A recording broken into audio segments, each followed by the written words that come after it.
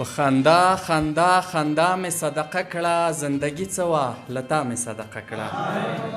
او ناصري صاحب ما ترغداره د پښتون حق دی غوښتلی، د خپل قام نه هره سا مې صدقه کړه. چرته بله دنیا ګورم زمګه حصه، دا دنیا و دا لتا مې صدقه کړه. بسم الله الرحمن الرحیم. سلامونه مینه درنښت تاسو ټولو ته. غزل نه مخکې یو څو بیتونه وایم چې جل وهلی یم اوبه په خوله کې راکه، جل وهلی یم اوبه په خوله کې راکه، هله زر شه هله خوله په خوله کې راکه. چې د امن غږ مې نشي اورېدلی، چې د امن غږ مې نشي اورېدلی، جنګ پرسته نو رانجه په خوله کې راکه. که مې بیا د مینې نوم واخیستګه حصه، که مې بیا د مینې نوم واخیستګه حصه، سرې سکروټې تناره په خوله کې راکه.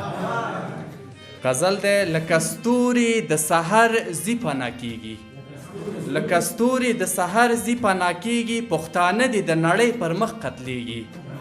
او په دې ښار کې لا د جهل څادر خور دی، په دې ښار کې لا د جهل څادر خور دی، په دې ښار کې خویندې نونه لا خرڅیږي.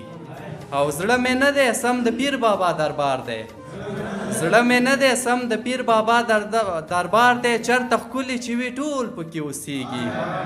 او یوه پیغله د ورور بدو کې واده شوه، یوه پیغله د ورور بدو کې واده شوه، د پښتو ننګ او غیرت پسې جړیږي.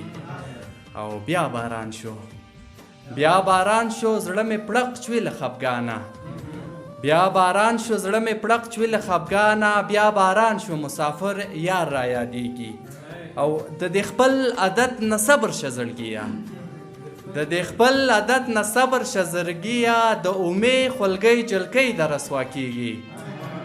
او ګناهګار ګهیس حق پک ورته ولاړ دی، ګناهګار ګهیس حق پک ورته ولاړ دی، د ویښته غوندې په پول به څنګه تیریږي. او څو بیتونه نور دي.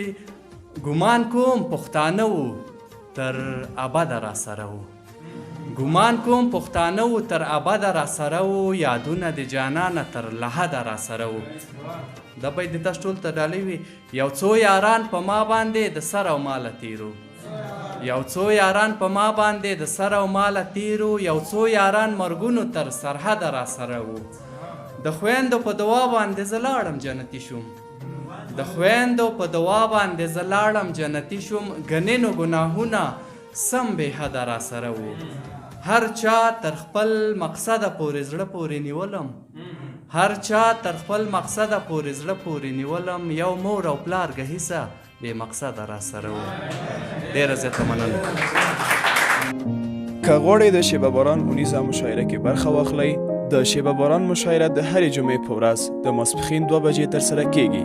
پته د لومړي مکرویانو وروستی تمځای د سمټ خانې 3 لارۍ مقبل مارکیټ د طلایي دروازې ښوونیز مرکز.